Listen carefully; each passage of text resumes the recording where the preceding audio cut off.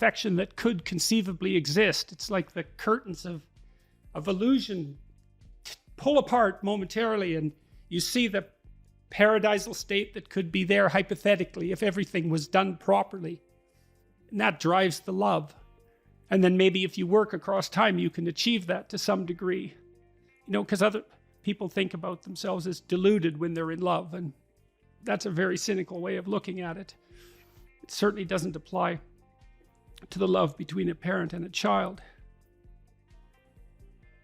Yeah, I think you're right. I mean, I know in my own life, having children has been such an unbelievably enriching experience. And I think about, especially when kids are little and they're asleep.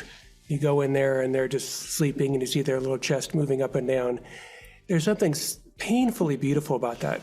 I mean, you just wish it could go on just indefinitely. And for me, that is something that taught me something about God's love, right? If God really is God the Father, well, then, that's sort of how he looks at us. And he sees the good, he sees the effort, and of course, there's imperfections too. But I don't know, for me, having children is a kind of, I try to sometimes tell my students, most of whom don't have kids, what it's like. And it's very hard to describe. So the best way I came up with was, well, remember when you were a little child, like 6, and you thought, boys have cooties, girls have cooties, and the idea of romance or kissing someone is just repulsive.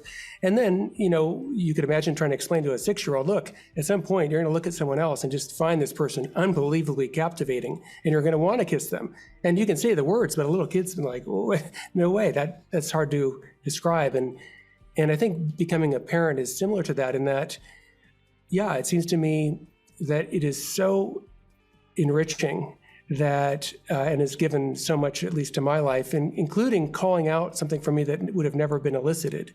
Because there's kind of sacrifices that you'll do for a kid that you'll never do for, an adult. So that's interesting. That ties in with this idea that you brought forward of treating everybody as if they were a manifestation of Christ. You see that meaningful fragility in your children, and it's beautiful. And maybe if you've been warped and hurt, you get resentful about it and jealous of it, and that can lead to all sorts of terrible things. But to the degree that you're privileged to see that calls you to be a better person. And you can think of that, biologically. Well, you have these fragile creatures that you're responsible for. Of course, that's going to call you to a higher mode of action, because otherwise they're not going to live, So it's very practical. But what you see there is if you view someone with love, then it's incumbent upon you to treat them as if they're valuable. And then the more you treat other people as if they're valuable, the better person you are. That just comes along for the ride in some sense. So none of that seems questionable to me. That seems solid. And so then maybe the more love you view other people with, the higher the moral demand that's placed on you. And then I would say too, well then, that's another reason why it's so important to be truthful and in some sense to be good, because it isn't obvious to me that you can withstand that moral load if you're compromised by too much sin. It's too much. And that's another thing that we're not very good at teaching young people about. You shouldn't do that. It's like there's a sanctimonious authority that goes along with that that's the wrong tone. It's more like,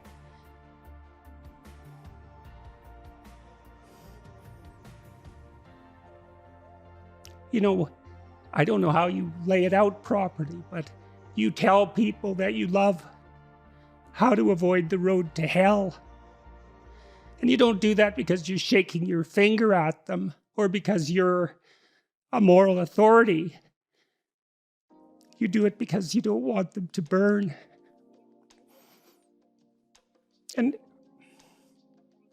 I think there's too much of the moral authority still in the church and not enough of the, the love that helps people avoid the fire. I think that what you just beautifully described is the unity of the love commandment, that you love God with all your heart and all your soul and all your mind, and you love your neighbor as yourself. The love of God identifies the pattern, and then that interplay between the love of the neighbor and the love of the self. They're differentiated but inextricably intertwined.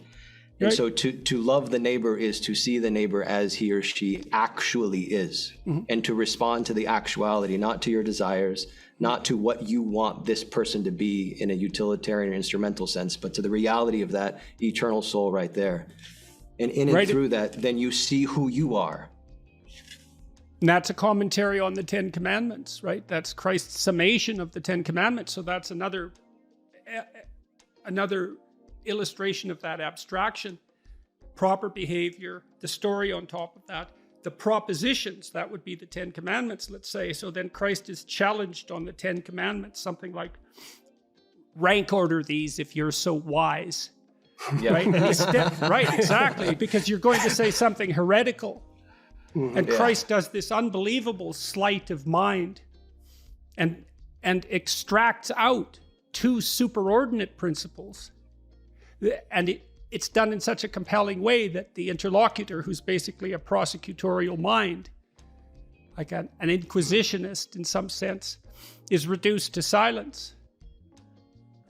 That's a very powerful story. It's one of those stories, you read that, you think, it's not obvious how someone could have made that up. There's a lot of genius. There's an immense well of moral genius in that story. And the idea that that's some sort of casual, false construct, produced for the purposes of power. It's like, well, you try to write a story that short, that is that wise. See how far you get with it. So, yeah, and those stories are all over the Gospels. I mean, think about the story where the woman is caught in adultery, and they say to Jesus, well, the law says we should stone her to death. What do you say? And they're trying to trap him, of course, because if he says, well, don't stone her to death, then they say, well, you're against Moses, huh? You're a religious heretic. And then if he says, go ahead and throw the stones, then he's going against his message of mercy. But Jesus, of course, says very famously, let whoever has the first sin cast the first, or whoever has no sin cast the first stone. And, everyone has to drop their stones and go away. Yeah. And then